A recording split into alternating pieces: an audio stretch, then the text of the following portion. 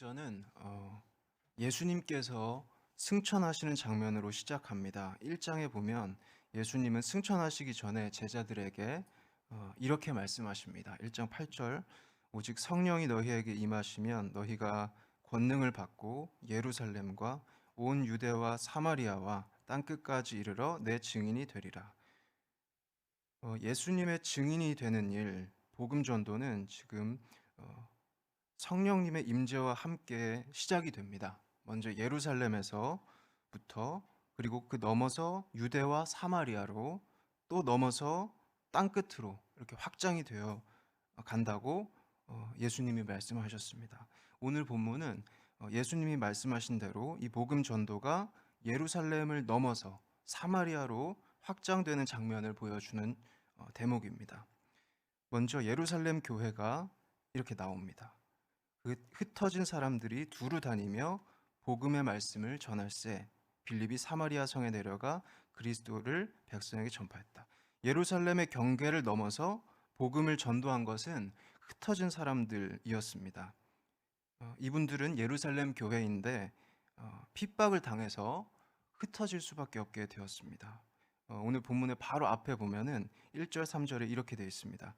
그날에 예루살렘에 있는 교회에 큰 핍박이 나서 사도 외에는 다 유대와 사마리아 모든 땅으로 흩어지니라.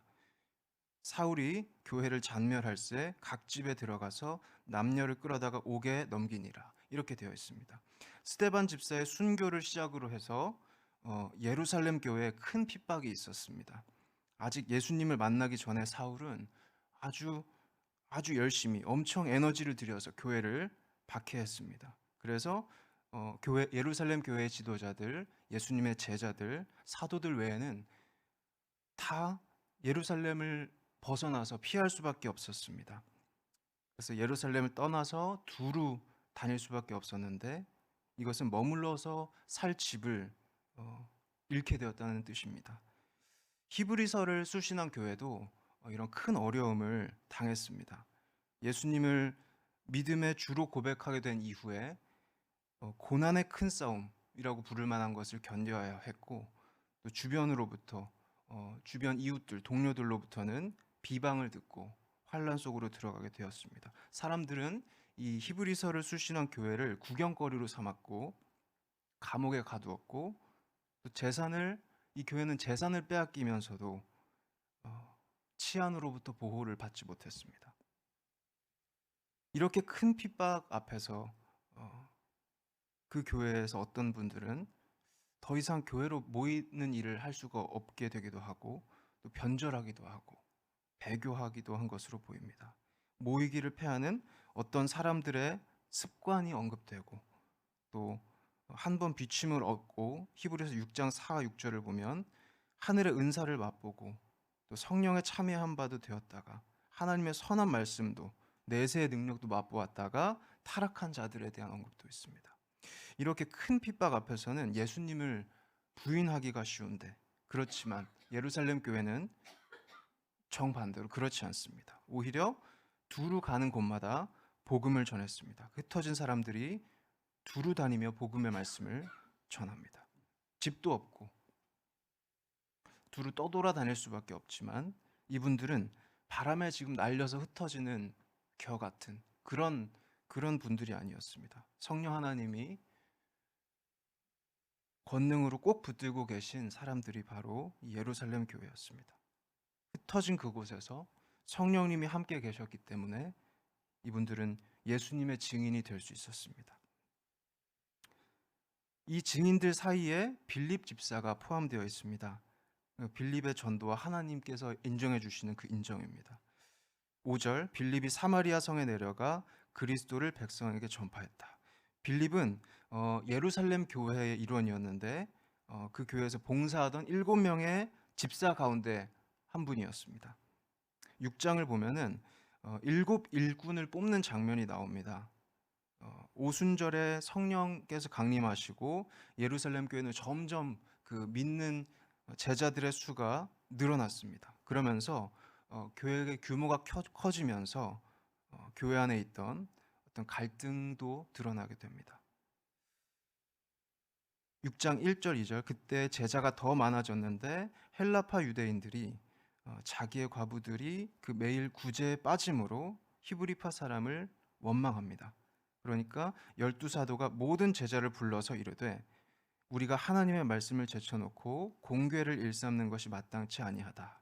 이런 상황에서 교회는 이 중요한 구제 사역을 맡을 수 있을 만한 공궤 사역을 맡을 수 있을 만한 집사들을 택하게 됩니다. 구제 사역 그리고 기도하고 하나님 말씀 전하는 사역, 이 중요한 두 사역을 모두 충실하게 감당하기 위해서 이렇게 조치를 합니다. 그래서 성령과 지혜가 충만한 사람, 칭찬을 주변에서도 듣는 사람, 이 일곱을 세울 것을 사도들이 제안하고, 이 명단의 첫 번째가 순교자 스데반, 그 다음에 두 번째가 오늘 본문의 빌립 집사입니다. 6절에서 8절 다시 본문입니다. 무리가 빌립의 말도 듣고 행하는 표적도 보고 일심으로 그의 말하는 것을 쫓더라. 많은 사람에게 붙었던 더러운 귀신들이 크게 소리를 지르며 나가고 또 많은 중풍병자와 많은 안진뱅이가 나으니 그 성에 큰 기쁨이 있더라. 자, 일곱 집사 중에서 한 명이었는데요. 빌립은 이렇게 예루살렘으로부터 큰 핍박이 있었기 때문에 사마리아로 가게 되었습니다.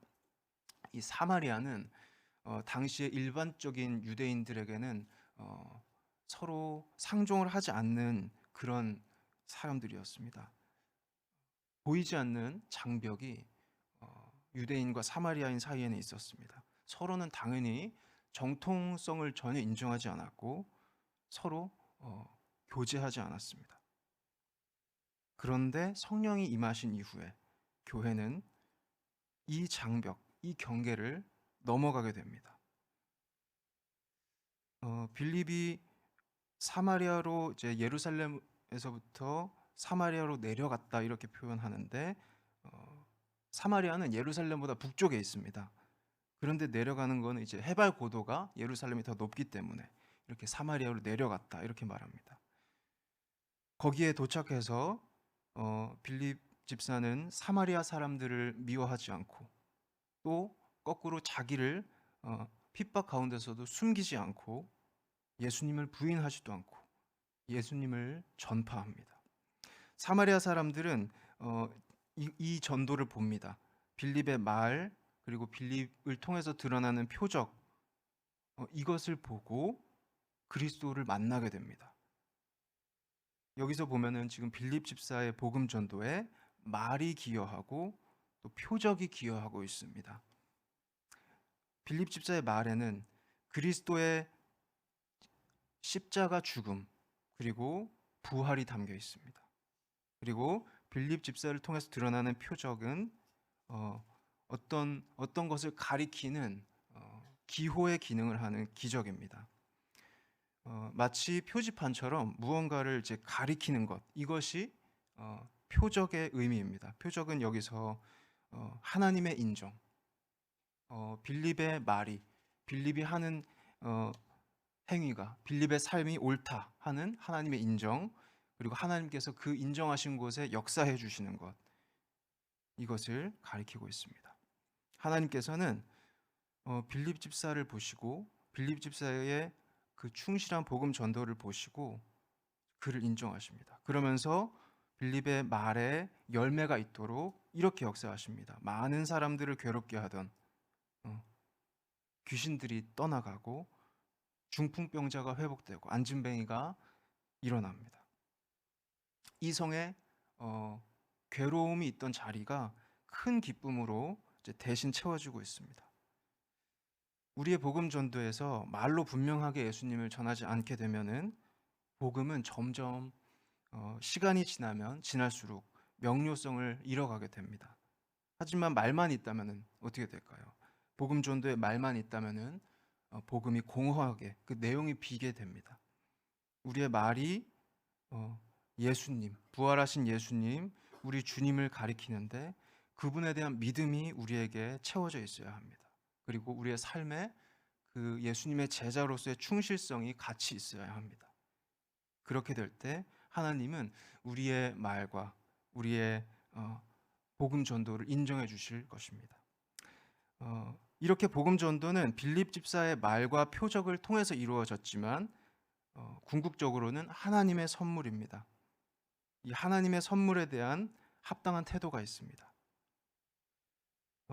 오늘 본문의 바로 뒤에 이어져서는 시몬이라는 마술사가 나오는데요. 이 인물은 하나님의 선물에 대해 가지고 경솔하게 돈을 가지고 살려고 했던 인물입니다. 9절에서 11절, 그 성에 시몬이라 하는 사람이 전부터 있어 마술을 행하여 사마리아 백성을 놀라게 하며 자칭 큰 자라 하니 낮은 사람부터 높은 사람까지 다 청종하여 가로되 이 사람은 크다 일컫는 하나님의 능력이라 하더라. 오랫동안 그 마술에 놀랐으므로 저희가 청종하더니.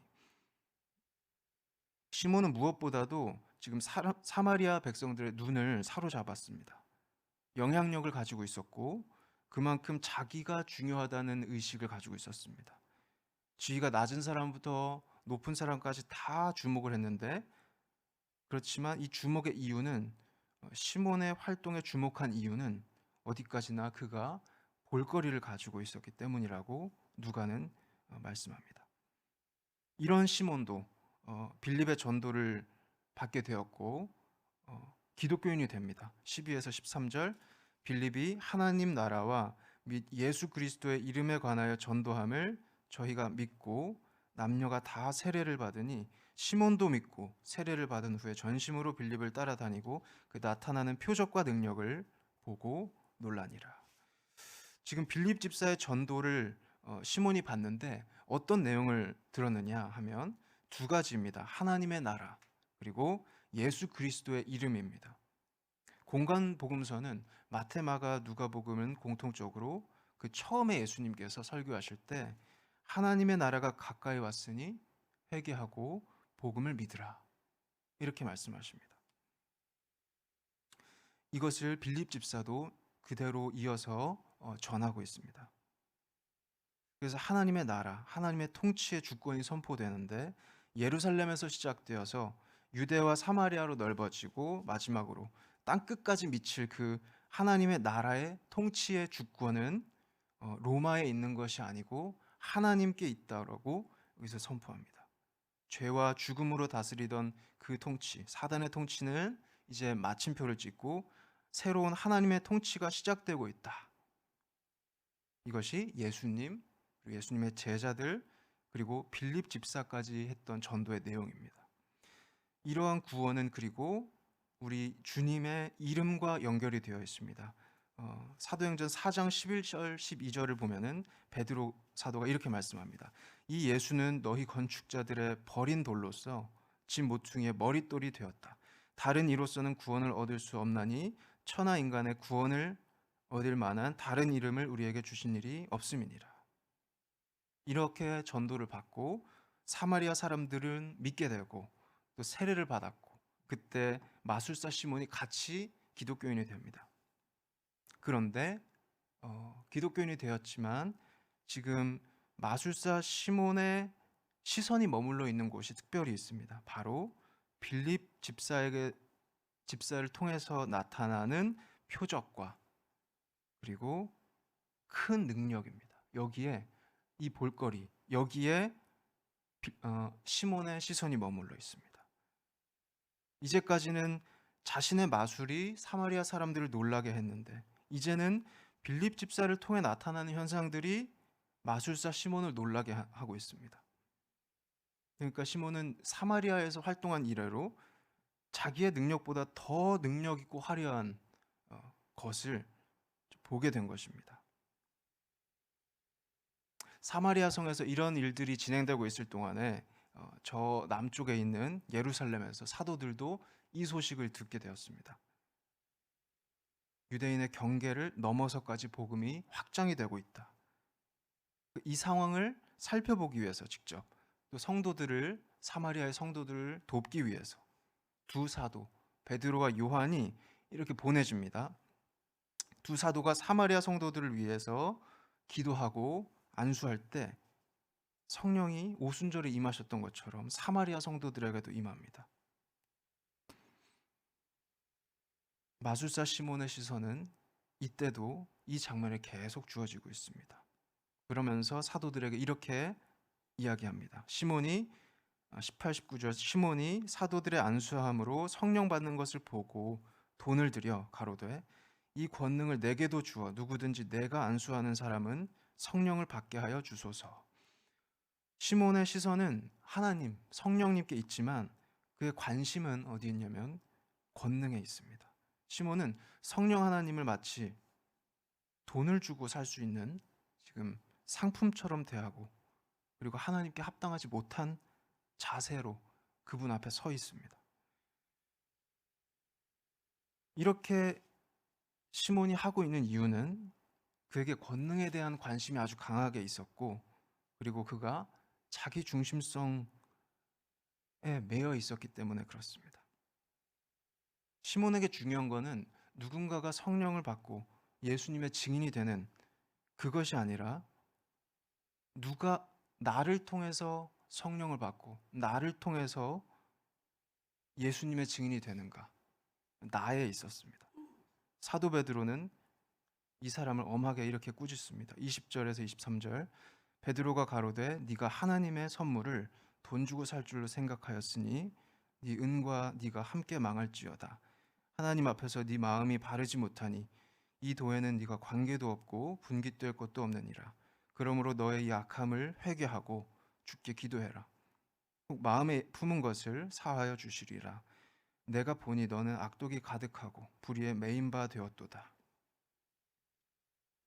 성령이 임하시는 것 그리고 복음 전도가 열매를 맺는 것은 하나님의 선물이지 빌립 집사의 권능도 아니고 또 사도들의 권능도 아니었습니다. 그분들은 단지 충실하게 예수님이 말씀하신 대로 말씀의 씨를 심고 또 물을 준 것입니다. 그러나 자라게 하신 분은 하나님이신 것이죠. 그런데 시몬은 이것을 모르고 그것을 살려고 했습니다. 은과 그 마술사 시몬이 함께 망한다는 것은 그 둘이 아주 심각한 형벌 앞에 선다. 영원한 죽음에 매이게 된다는 의미입니다. 사도 베드로는 굉장히 엄하게 그의 태도를 꾸짖고 있습니다. 이 마술사 시몬은 아주 기술에 능한 사람이었습니다. 화려한 볼거리를 제공하는 기술. 하지만 하나님 앞에 바른 마음을 가지고 살아가는 것, 이것에 관해서는 아는 것이 별로 없었습니다. 사도 베드로는 이 부분을 정확하게 지적하고 회개를 요구합니다. 24절 시몬이 대답하여 가로되 나를 위하여 주께 기도하여 말한 것이 하나도 내게 임하지 말게 하소서. 이제까지는 시몬은 조금 부정적으로 그려져 있는데 이 마지막에는 베드로 사도의 권면에 따라서 겸손하게 회개하는 그 모습을 보여주고 있습니다. 마술사 시몬은 복음 전도에서 우리에게 반면교사가 되어주는데요. 우리의 복음 전도를 들은 분들이 본 분들이 믿음을 가지게 되고 또 세례를 받고 성령을 받아서 예수님의 증인이 또 새롭게 되는 것은 복음 전도의 아주 아름다운 너무 감사한 열매입니다. 근데 시몬은 이 열매 맺는 영광을 통해서 자기를 장식하려고 했던 것입니다. 그 장식을 하려고 하는 마음 때문에 하나님의 선물을 알아보지 못했습니다. 우리에게 복음 전도하는 우리에게 합당한 자세가 있다면은 그것은 무엇보다도 먼저 선물을 주시는 하나님께 대한 감사이고 경외입니다. 말씀을 맺겠습니다. 가을 비전 축제 기간 보내고 있습니다. 특별 새벽 기도를 하면서 참 하나님의 말씀을 읽고 또 배우고 또 기도로 하루하루를 열고 있는데 또 다음 주 토요일에는 전도 집회가 있고 주일에는 말씀 집회가 있습니다. 초대교회에서 복음 전도가 이루어질 수 있었던 것은 이 교회의 모든 상황이 우리의 모든 상황이 정리된 평탄하게 정리된 상태였기 때문이 아니라 큰 핍박이 있었음에도 그 속에서도 성도들이 성령 하나님께 매여 있었기 때문에 그렇습니다.